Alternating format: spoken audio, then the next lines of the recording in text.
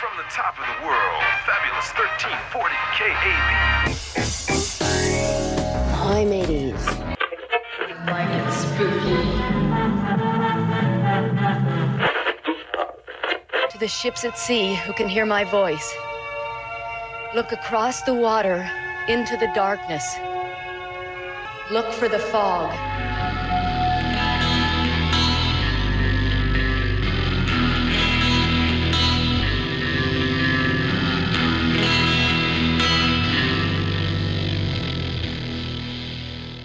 Hey everybody, welcome to this episode of Red Fog Radio. I'm Brian. And I'm Rod. And since this is our first episode, we're going to give you a little synopsis of what the show is all about. So Red Fog Radio, where indie artists of every genre and medium find a frequency to be heard. Each episode brings the hosts into intimate conversation with musicians, painters, filmmakers, writers, and creators who don't fit neatly into categories, but shape culture from the edges. From lo-fi beats to oil-stained canvases and experimental soundscapes, Red Fog Radio explores not just what artists make, but why they make it. And the big reason why we wanted to do this is that we really want to highlight those indie artists, whether it's movies, music, writing, podcast even. And we just want to show our love for this, and we wanted to help them get a bit of a push too. And we wanted to kind of go out of the horror genre and just open this up to everybody. And what did we do, Rod? The first person that we get on as a guest. Well, it's a horror writer and podcaster. So this is a friend of Rod's. Yeah. Well, loosely acquainted through his brother. We're friends now. You can say it. We're friends. Okay. Miles Tritle here. He's a writer. He's a podcaster. He's a musician. A little bit. Yeah.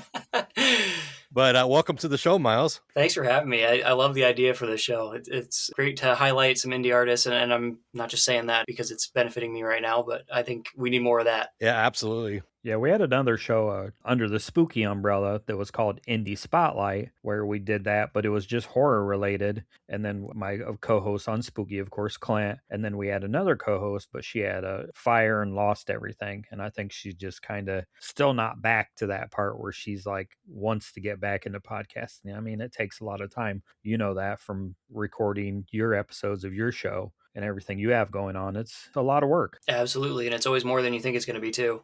Yeah. Everybody thinks it's easy. Oh, just get a computer, plug in a microphone and put headphones on. Yeah, it is that easy if you don't want to make yourself sound professional or, good or put out episodes all the time. If that's all you want to do is just do it on the fly. I consider you a professional. I've listened to your show. It's very good. You're a professional. You're more professional than Rod and I. Well, you're more professional. You got sponsors, damn it. Yeah.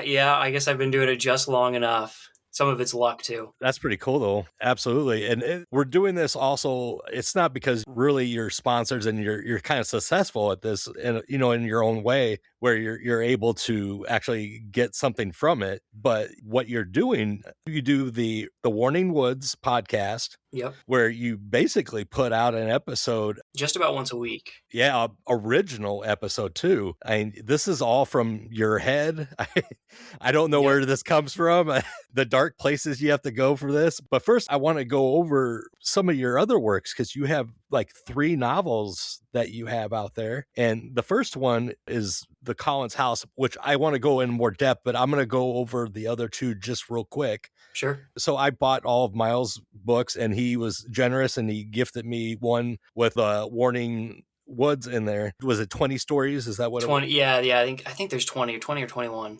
Thank you very much. Mr. Secrets, that was your second one. And it's kind of like your first in a way where there's a haunted house kind of theme. But where did you get your inspiration on this? For Mr. Secrets, that one, it kind of was an idea that it's not the most original concept, but just kind of what happens if you get people trapped in a house that don't know each other, that all come from these different backgrounds. And, how do they handle this situation? Obviously, there's some conflict for them to all survive, not to spoil anything, whether they do or don't. They have to find some way to resolve those differences and kind of find the ways that they can all come together. So again, this sounds like the plot of a Pixar movie, not a horror novel, but I wanted to take that idea, put it into a horror setting. And during the writing of that one, a lot of my goal was just to make it feel like you weren't certain of the fate of any of these characters, that everyone was to some extent at risk, maybe even disposable at times. So I just kind of wanted to keep people on their toes with that one. And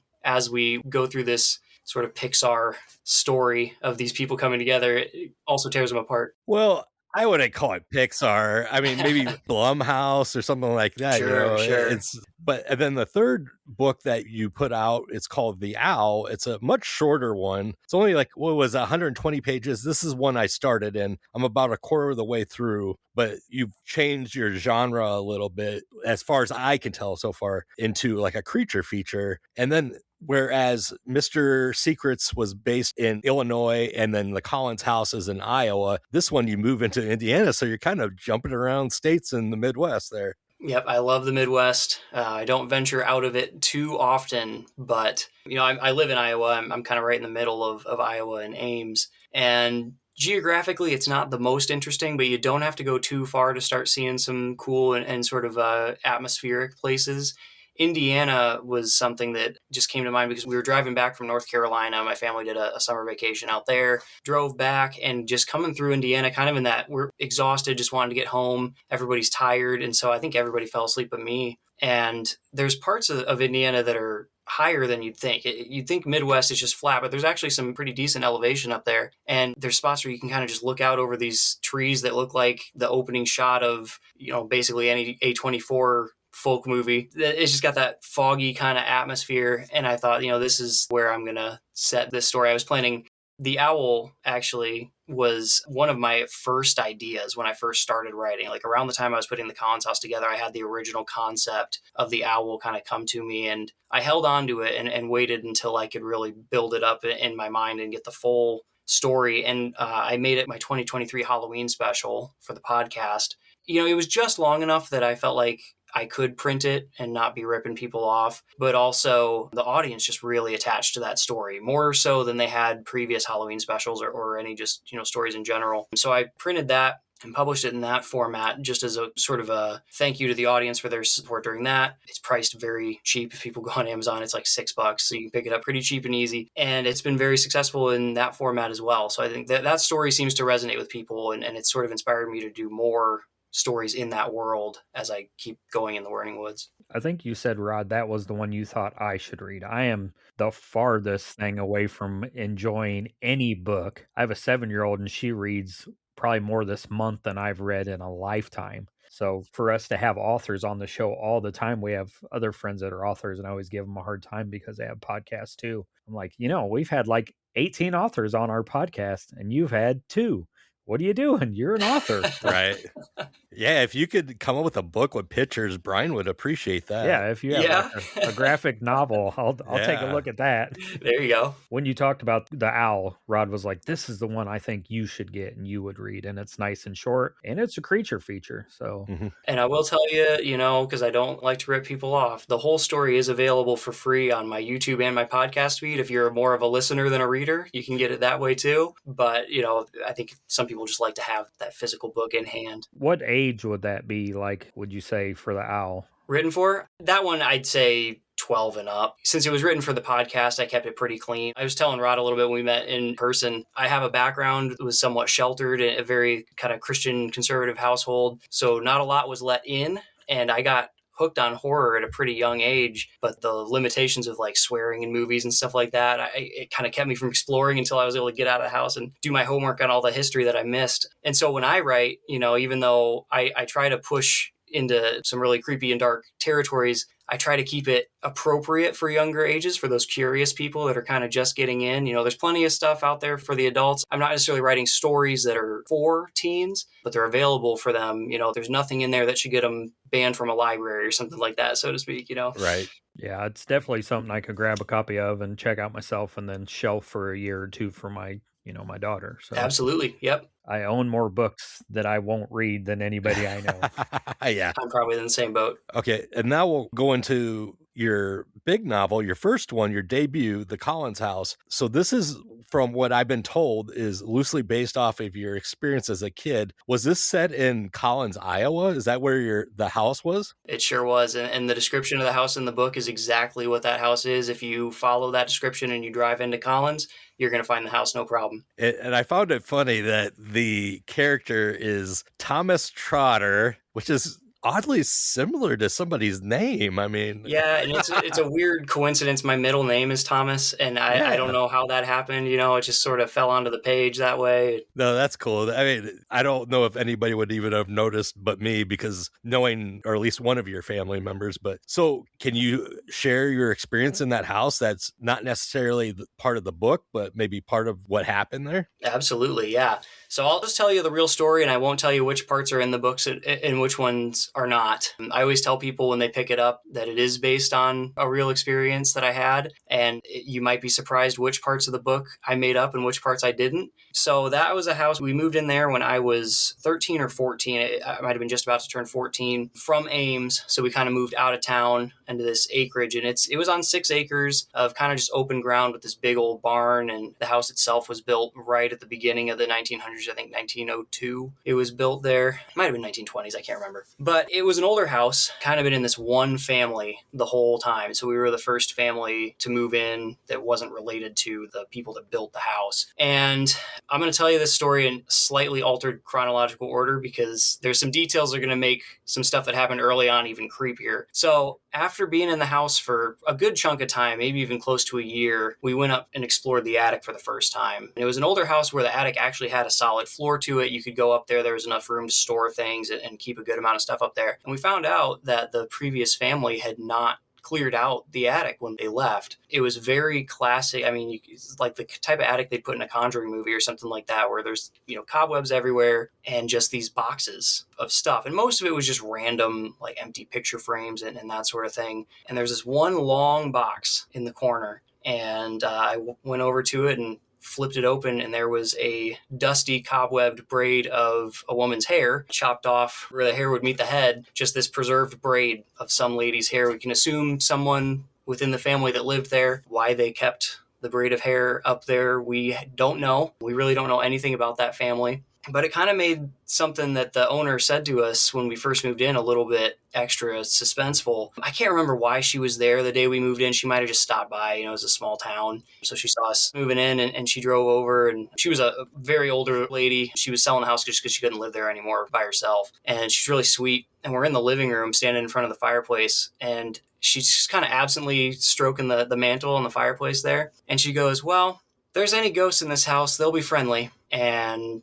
she didn't elaborate on that. She didn't explain it. And, that on itself, we kind of laughed it off. Oh, that's a kind of a creepy thing for somebody to say, but she's a sweet old lady, and she said if, right? That's the operative word there, if there's ghosts. And then things just kind of went south for us. Water main broke while we still had all of our belongings down in the basement from moving in. We hadn't unpacked stuff yet. So basically everything we had got soaked. That was like the second week we were there, really early on. Wow. Our dog got hit by a car on the highway. Whoa. These are things that just happen to people. We're not feeling like there's anything going on. It's just, oh, this sucks. Right after we move, we got to deal with this. We got to deal with that. There was this dead cat we found in the barn, all dried up and kind of mummified. And there was weird stuff. But what really kind of got us thinking on a different track was one night my mom, who has never believed in ghosts or anything like that, has never had any experiences in that sort of way. The master bedroom was next to mine, and one night I woke up to her just screaming her head off, like middle of the night, bloody terror, sounds I've never heard another human being make. Then I heard my dad's voice join in, the what kind of thing.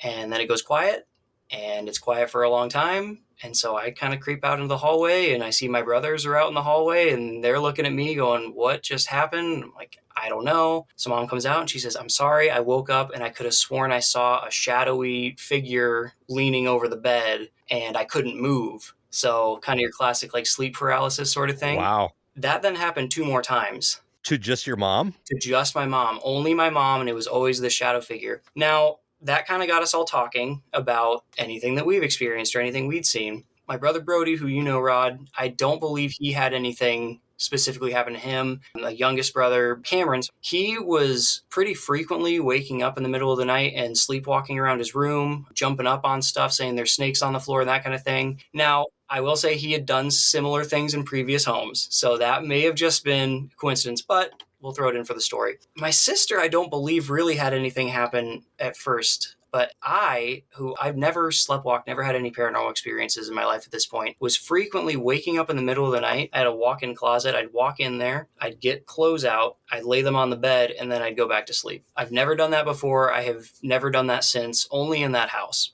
So it's really just kind of like this collection of things got us all kind of creeped out. Nothing malicious then, really? Well, nothing, no, nobody got touched or anything by this. It was nothing like that. But we're getting to kind of the climax of the story for me, for at least my experience of this, because it's all happening in the middle of the night. You know, it's weird. There's weird shadows. We're right by the highway, so maybe, you know, the curtains are making a shadow my mom's seeing or something as a car goes by, and then the car leaves, it's gone. Who knows? We've got all these explanations and stuff. So then we decided to leave that house, move out. Things just weren't going well for us there. We were missing Ames, so we're getting back. One of the last nights we were there, we got everything kind of packed up, and my parents had gone into town for one reason or another. I was at the house alone with my sister, who at the time was 5. Yeah, she would have been 5. She was 5. And so little kid.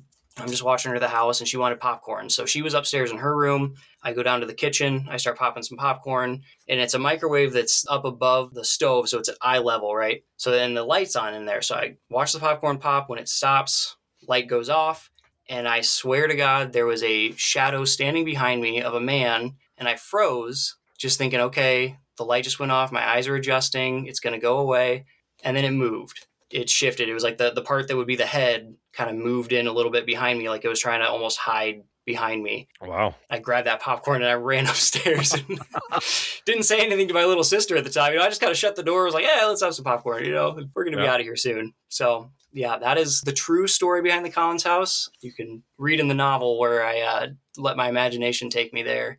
Yeah, I mean, that's where a lot of things come for writers, is some kind of, you know, life-based thing. Yep. What about you, Rod? Have you ever had any paranormal experiences? Okay. Yeah. Well, okay. Well, this is going to be a paranormal podcast now.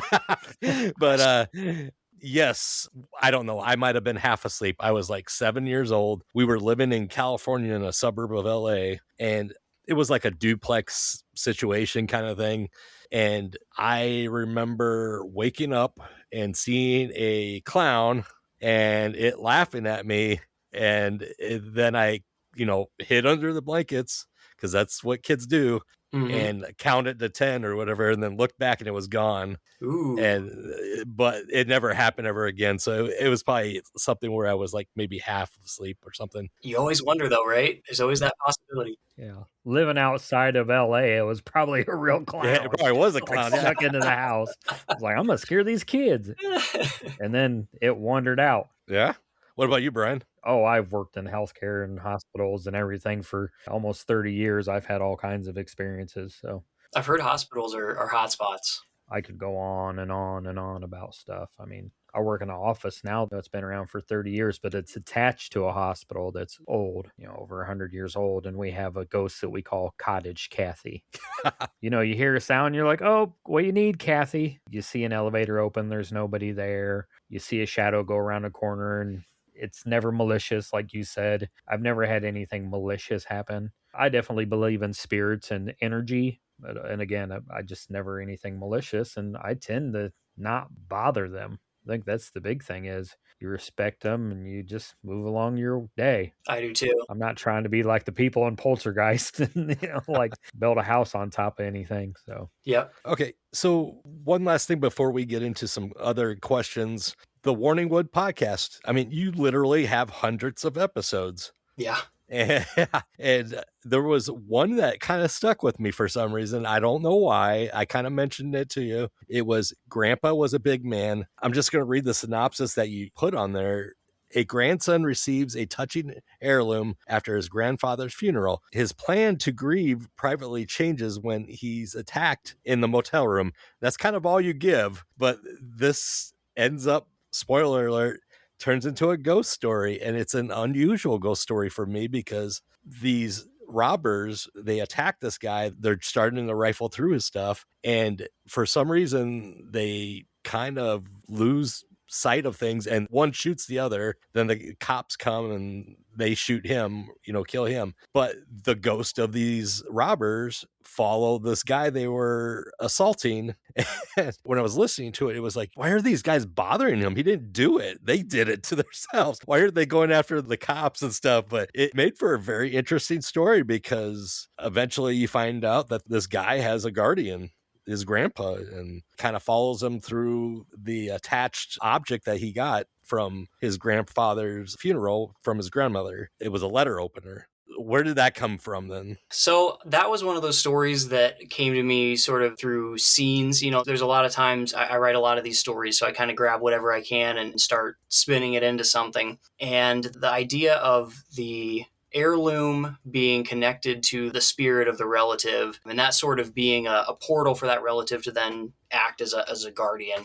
And the grandfather in that story, he sort of explains the mechanics of that a little bit to his grandson when he sort of reveals himself, about how he made sure to give something special for all of his family to remember him by, so that he could continue to protect them. Now, underneath all of that, there's an underlying theme. I don't get in too much to like elevated horror type stuff, but that one in particular, there's some pretty strong themes of PTSD in that one. So the grandfather talks about how he was protected by his grandmother's spirit in a similar fashion when he was fighting in the trenches of World War II. And he talks about how all the soldiers saw ghosts. They just didn't talk about it. They kept those ghosts to themselves. So that kind of touches on the trauma of war. These spirits from the motel following the main character through the story, that's sort of the ghost of his traumatic experience of having his motel room broken into and being attacked in that way. So that's kind of buried underneath what's on the surface, sort of just a ghost story with good and bad spirits. And it can just be that for the people that want it to, but if it resonates on a deeper level with the deeper themes, that's great too. I don't push themes into the story. I try not to inject them, but if I stumble across them on the way, I will certainly follow that thread. And that was a story where I did that pretty heavily. As soon as the ghost started following him, I got the idea then for the grandpa's story about his ghost that he saw and that protects him. That actually came during the writing process. Oh, nice. Now, when you do these stories, do you do any research? Because you're talking about the grandpas being attached to a relic, and I've heard that a lot from other people that have had issues with ghosts. I have a coworker that used to live a couple blocks away, and she got, when she was in Louisiana visiting, a mirror, and she brought it home, and there was a spirit attached to it. And she has a picture clear as day from the outside of her house. She took a picture of the window, and she was like taking pictures of the flowers outside, but that ghost is standing in that window near that mirror. And then when you're talking about the people dying,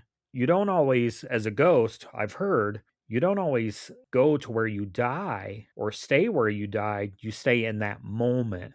A lot of ghosts will be, it's not their death, it's someone they cared about's death. So maybe those two robbers are stuck in this moment where it's not their death they're stuck in, it's their cohorts, each other's. Sure. I like that idea. Yeah. Do you do a lot of research when you write these stories, or do they just kind of, it's a lucky accident and it sounds great? Because everything I'm hearing from you is, I'm thinking, because I'm a huge horror fan and Rod is too, I'm going back to these movies. The ghost story reminds me of the Frighteners movie with Michael J. Fox.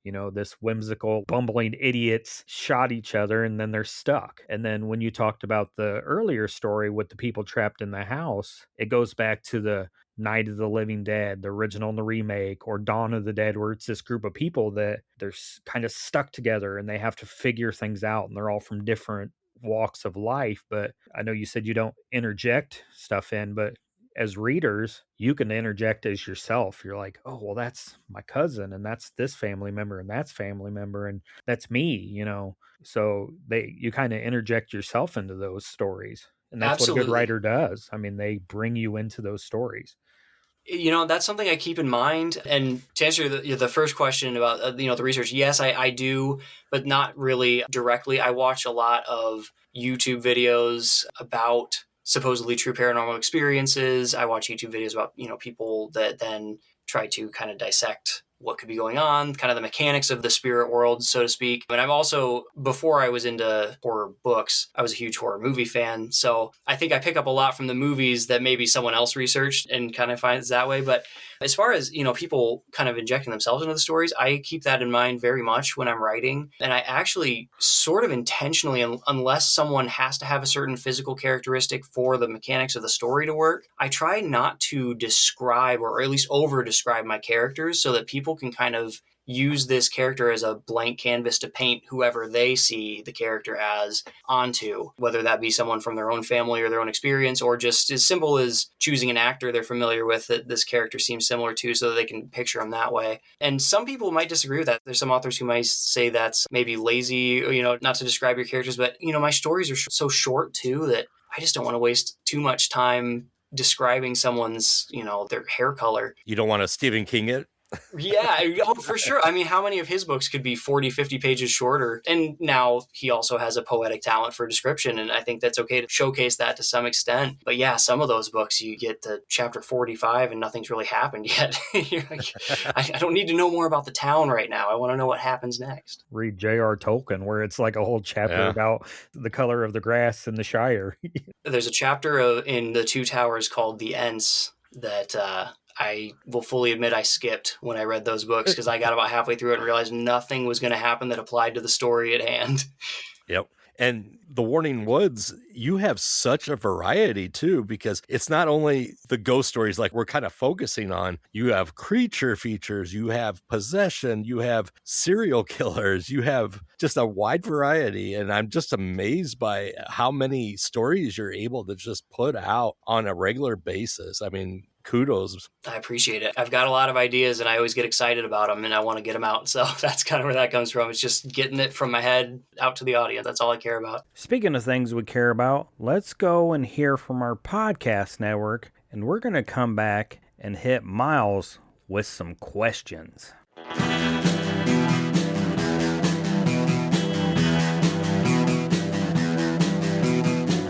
You're listening to the Prescribed Films Podcast Network, home to hundreds of hours of free podcast entertainment.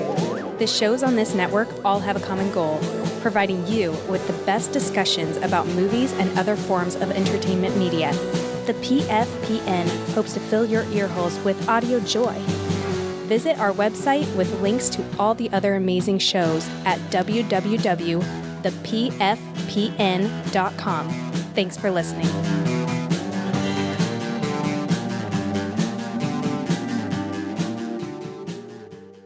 These will probably be questions that we'll use for most of our guests, but we'll start with you. You get to be the guinea pig. Awesome. I mean, I showed Rod the questions. He didn't answer them. He just looked at them. So just looked at them. At the end of the day, we are a pop culture and movie podcast, music and all that stuff. So these are going to be pop culture-y. First one is movies and TV. So is there a movie or TV show, classic or recent, so you can pick from any genre, any time period, that has deeply influenced your creative style or the way you tell your stories through your art? Man. I mean, and you could pick two or three. I mean, yeah. A big one for me is Sinister. Yeah. I saw that one in the theater. I got out of work early and I just popped over spontaneously. There was one other guy in the theater with me and he decided to sit like right behind me. So there was just some guy, didn't know what he looked like, who he was, just sitting behind me while I watched Sinister the first time. Oh, God. But outside of even that experience, it's such a simple idea and it's something that there's really nothing original about it when you get down to it. And yet it still hit like a brand new movie. I just, the imagery, the use of jump scares, which I don't tend to enjoy that much anymore. I liked them more when I was younger and I got burnt out on them pretty quick. But that movie, I feel like, does them well. Something about that 8mm film is so creepy too. So Sinister stylistically influences me a lot. And I think that ties into the subgenre that most influences me is found footage. Just no matter what, if it's a paranormal or like a fake documentary style about a serial killer or whatever. I just watched Strange Harvest. That was a good one. Like that. So whatever the subject is, Bigfoot, The Willows, I think is the name of the movie. There's a Bigfoot, Willow Creek. That's what it is. Willow Creek. Yep. Yes. Anything found footage. There's something about that, immersive sort of style in shooting it, that even though I don't always write in the first person or the present tense, I try to bring the mystery that comes with found footage in. You also don't tend to always get the strongest resolution. Think about the Blair Witch Project is probably the most famous found footage movie ever, and that movie just ends with the biggest cut-off cliffhanger that you can imagine, and yet it feels complete. It kind of leaves it to the audience to speculate about what's going on, and man, have they. It's created a whole online culture of people that are coming up with theories and speculation. I love that about found footage, and you can kind of apply that to all horror to some extent, but there's something about found footage that grips me, and I think since Sinister found a way to bring that in, that may be why that movie hooked me so much. Sinister is like one of the scariest movies, I think, of this century. Yeah. I watch it and I can't watch it in the dark half the time. It's a good one. I think Rod and I have one that's, I don't even know how it's found footage, but it's not. Behind the Mask, The Rise of Leslie Vernon. Yeah. Which is one of my favorite. It's one of my top 10 horror films, but it's that weird found footage where you're following this crew that's asked to film this guy. Oh, okay. Who's a serial killer that they know. Yeah, they know. So, and it's in the realm of Freddy and Jason and all these serial killers are real. And then there's another one that if you like creepy stuff, there's a movie called Creep. Oh, absolutely. Creep 2 and Creep Tapes. In the series, yes. Yeah, if you know that, then yeah. Oh, yeah. Was there one early in your life? You said you got into horror really early. Was there one that you remember that was like your gateway into horror that was like, okay, this is like grabbed me and I'm stuck forever? Yeah. So this is going to sound funny. It is Stephen King, but not a horror movie. Stand By Me. Yeah. So I know that came up when Rod and I were talking too, and I didn't really get into this story, but I was very young. My parents had a VHS that they recorded off TV, so all the swear words and everything were gone. There's a few scenes from that as I watched it as an adult, was like, that definitely wasn't in there either. But so I watched a very edited version of that, but they left the body in there, and I was so terrified. I was probably 8 years old, and that body that they show on screen for 5 seconds, not even. And now when I look at it, I'm like, it's clearly fake. But as a kid, that was probably the first portrayal of a dead body I'd seen. And even though it kept me up for nights and I was terrified and my mom had to put music on to help soothe me to sleep and all that stuff, I wanted to see it again. And I remember that specifically wanting to go back to that movie and see specifically the part that scared me. I wanted to revisit that. So that was really early on. And then somewhere, I think we watched, some of the Tim Burton stuff, Nightmare Before Christmas, things like that, more in the kind of fantastical, spooky world. I always enjoyed Halloween and that sort of thing. But when I was 13, I had a friend who kind of started to more or less encourage my parents to open the gates a little bit. And he'd bring some movies over and he'd be like, I swear there's no sex in this one. There's not too much swearing. It should be fine. Let him watch this. One of the early ones was Paranormal Activity. So getting back to the found footage. Yeah. And even though, people love to rag on those movies, they will always have a special place in my heart because I saw it when I was young enough that it scared the shit out of me. And really, for a week, I was scared. And then, I just caught up on the franchise and got deep into that. So that was probably the first sort of franchise that really got me. And then as I was, kind of going down that path, my parents, who were teenagers in the 90s, they introduced me to Halloween and Nightmare on Elm Street, all that kind of stuff. So, yep, that was sort of the journey there. I was a teenager in the 90s. Yeah. Yeah, your parents are our age, so. Yeah. Next, we'll move on to the same question, but for music. Is there a band, an album, a song, a type of music that when you're in that mood to write or you have a story idea hit that you're like, okay, I got to put on this kind of stuff. Let it take me on this journey. So I am a huge metal fan in general, specifically deathcore, metalcore. That's the stuff that really gets me going whenever I'm not writing. I cannot write to it, unfortunately. There's some instrumental stuff. There's a band called Night Verses that's sort of like an instrumental, sort of more high energy Tool is how I would describe them. That's kind of the heaviest stuff I can listen to when I write. But what I really listen to a lot of, I don't even know really what to call it, but it's this sort of like Viking folk or it's like Northern European. A lot of it comes from Denmark, Norway, those types of places. Bands like Wardruna, Heilung. Oh gosh, there's a whole bunch of them. And most of them I probably can't even pronounce. But well, we have a friend that would love you right now, and he's a writer too. Brian Clark, little shout out. So yeah, he's into the metal scene,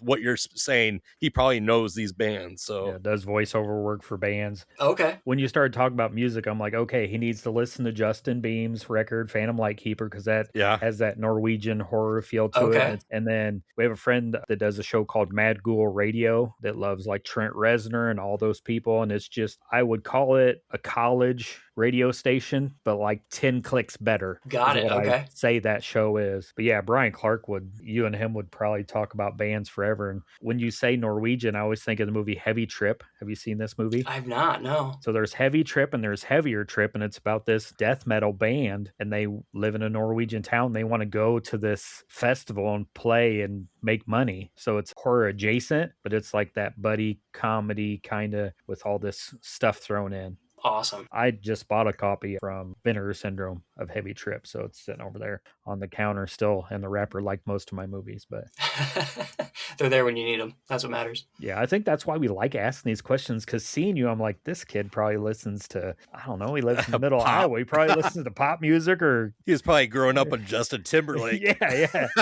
Then he rebelled against his parents and listened 90s country, and No, I'm a metalhead through and through. I do enjoy pop occasionally. I have varied tastes. I'm a huge Lana Del Rey fan, massive Lana Del Rey fan. But I also love Disembodied Tyrant and Whitechapel and all that. No, I haven't. Yeah, if you say they sound like Severin movies. I know. Yeah, metal and horror are married. Oh yeah. Yes, absolutely. Next thing we'll go to is an event. Is there a major cultural moment or an event that shifted how you see your role as an artist? Was there something in any time in your life that you're like, okay, that makes me think differently about my writing or what I want to do with my life and where I want to go? So, and this might be an answer you get quite a bit. The pandemic kind of threw everything on its head, and I was able to work from home. And there's really practical reasons that allowed me to write. It just gave me the time and kind of the space. My daughter was born at almost the exact same time. She was born in August of 2019. So she was a little baby when all that was going down. And so I honestly started writing just as a creative outlet that I felt like could lead to some sort of career in case the career I was in was no longer to be had. There was a sort of desperation, which is probably, Rod, what led me to so aggressively find the sponsorships and things like that pretty fast, because I did not want to write for the money, but I definitely wanted to quickly create something of value. And then you have kind of in 2023, all the AI talk starts happening, and that kind of made me realize the importance of authenticity in my writing and really bringing the human elements, being extremely honest about my own feelings in the writing and things like that, just so it has really strong grounding in humanity to stand out against, whatever's coming out from AI. I'm competing with hundreds of AI narration channels on YouTube, for example, and I'm sure in the podcast world too, it's harder to see. On YouTube, it's pretty obvious. And so it's like, how do you make yourself stand out? So if you listen to my stuff long enough, and I've gotten a lot of audience feedback on this, that they can kind of almost tell what sort of person I am just based on my stories. Even though they're these twisted, dark stories, they feel like they get a pretty good idea of my most inner person, because I'm pretty transparent just in the way that I write. Now, people get it wrong. They misinterpret things all the time, of course. I'm not writing biographies. No, but, nobody does that. I've had some funny comments about people very confident about who I am or what I am. Because of the way you write and the bands you listen to. And well, what's funniest is that a lot of times, growing up Christian, I reference Christian bands, and people think that means that I'm still actively listening to these bands. Like, well, not necessarily. My next question is about books. What book, fiction or nonfiction, do you think every creative person should read, and how has it influenced your perspective as an artist? So I guess that's two different, but I mean, you could tie them together if you'd like. Sure. Well, the book itself ties them together. On Writing by Stephen King, which may be another answer you get a lot if you're talking to writers. He's kind of the gold standard for what everybody wants to be in terms of a successful career and everything. So I think that's one that people tend to pick up early, and I'm certainly in that camp. He writes the first half sort of as an autobiography. He goes through his early days of writing and kind of how he got into it, leading up to his accident and how that shifted him. So it's fascinating just from that perspective. But the second half is very much him diving into his creative process, right down to the nitty-gritty of the fact that he shuts his door when he writes. Even if he's home by himself, he shuts the door. At least he did at the time he wrote this book 25 years ago, however long it's been now. He also talks about listening to music. And, he's also a bit of a hard rocker. And I was was shocked and somewhat appalled to find out that he did most of his writing to AC/DC and Metallica. So I, of course, tried that. These are bands that I enjoy, and I just don't know how you can write to AC/DC ever. Metallica, I got a little bit farther, but... Well, you do know why he probably listens to AC/DC, right? Why is that? Because the only movie he ever directed was Maximum Overdrive, and they did the soundtrack for him on that. Maybe that's what it is. Maybe that's what it is. He was also high as a kite, so he probably doesn't even remember them doing the soundtrack. No. I feel like you could probably write to whatever you want on cocaine. Yeah, probably. Like I said, we love horror movies, but I am not a fan of probably 90% of his stuff that's horror. I like Shawshank and the Stand By Me, and all his stuff that's not horror is always what I enjoy way more. Have you seen Life of Chuck yet? I have not. Yeah, I did. You should check it out. That's good. Yeah, it's weird. I guess I have something in common with Stephen King, because if I'm home alone, I don't listen to music because I'm editing a podcast, but I do shut the door. Yeah, it's something I picked up, and there's something about it, that privacy, even if it's sort of, you're faking it just by closing the door. It's not that far, to get in the rest of your house or whatever, but it closes you off, and I think gets you focused a little bit better. So last question I have for you, and then, of course, if you want to ask us any questions, you're more than welcome to. Is there a famous person or someone in your personal life who has had a major influence on you as an artist, and what lessons from them still shape you and the way you create today? Oh, man. Do I say Stephen King again? That's kind of the obvious one. You know who it is? Chuck Palahniuk, who's most famous for writing Fight Club. He's got a whole slew of books that most people don't know. And it's his writing, I think, that has influenced me the most. But he also did a nonfiction book sort of similar to Stephen King, where he dives into his creative process. And what that book did to me, and sort of his philosophy, was teach me to stick to what I already know works for me, because his creative process is so out there and so far removed from how I write.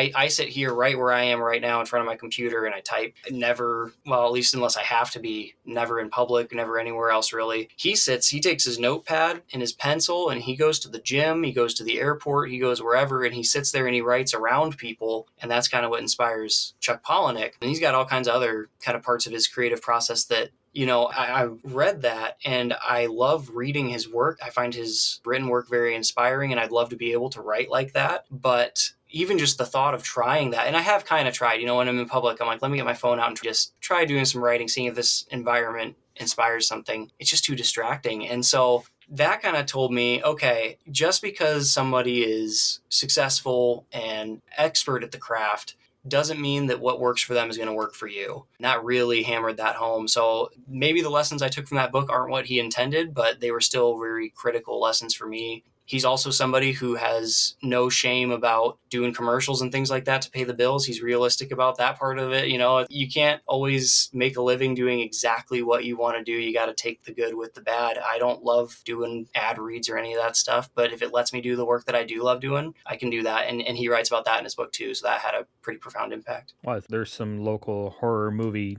writers and directors from the Quad City area, Scott Beck and Brian Woods. And I think Brian was at Snake Alley Festival of Film in Burlington, Iowa, and he talked about that. We do other stuff. We write other scripts so that the stuff we love, we are afforded to do that. So I think we kind of all do that. We do stuff that we don't want to do so that we can continue to put out other stuff. Masterpieces like The Quiet Place, Haunt, Heretic that came out. Yeah. Those guys are amazing. Mm-hmm.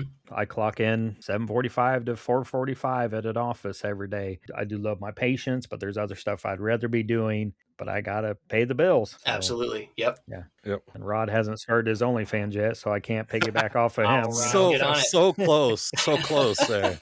It's trying to get those foot pictures done Just right. It's tricky, isn't it? It is, yeah. So do you have any questions for us then? Gosh, I don't know. We like to turn the table sometimes. Yeah. So we've touched on the age gap here. What's a movie that you guys would guess I've missed that I should check out? What's something you saw when you're young, maybe? Oh, when I was young. My entry into horror is totally different from probably what your parents was, because you said your parents were showing you Halloween and Nightmare on Elm Street. Yeah, later on, as I was like a teenager, yep. Yeah, I'm 47, so I don't know how old your parents are, but my early forte into horror was in the early 80s, and we had a friend that his mom would just be like, what do you guys want? Burger King? She'd go buy Burger King for everybody, and we'd go to the video store and she'd rent us whatever we wanted. So my early forte into horror films was pretty much all of the Faces of Death movies. Oh, wow. And Okay. a film called Truth or Dare, A Critical Consequence. It's a Tim Ritter shot on video movie where this guy catches his best friend with his wife. He goes insane. He cuts half of his face off. He cuts his tongue out. He chainsaws a kid in half. He loses his mind pretty much. It's, of course, shot on video, but that's my early forte into horror. So it was a lot, maybe more hardcore than Rod's or yours. Yeah, Maybe, it's yeah. amazing how you're family man right Yeah. now, Brian. But when you said found footage, I'm thinking, because you said Blair Witch is probably the most popular, more mainstream, but Yeah. when I think found footage, probably one of my favorite found footage films, and a lot of people won't watch it because there's real animal death in the film, but the history in it is what pulls me to it, is Cannibal Holocaust. Yeah. And I showed my son, who was probably 16 at the time, was like, okay, I got to preface this with all of these things about this movie, but it's very historically significant in not only movie culture, but horror movie culture, but history. Like, these people got pulled into court because all of these things that led to Blair Witch, like all the kids in Cannibal Holocaust signed this non-disclosure, so they all went missing, so nobody knew they were really alive. So all that stuff like bleeds into Blair Witch, where they thought this all was real. I think you've seen it. I have, know of yeah. the movie. Yeah, but that's, to me, my early, maybe not early, I caught it a little bit later, but that's my forte into horror movies. And it's funny, it all is just one big ball of twine. When you talk about Blair Witch, I can go back to one that I've seen, and this other person could go back to one. They're like, oh yeah, but what about this one? Exactly. And Yep. this one, and we just all pull together. Well, mine was my mom, who was the one that let me watch these movies because she'd rent the videos and stuff. There was several, like she would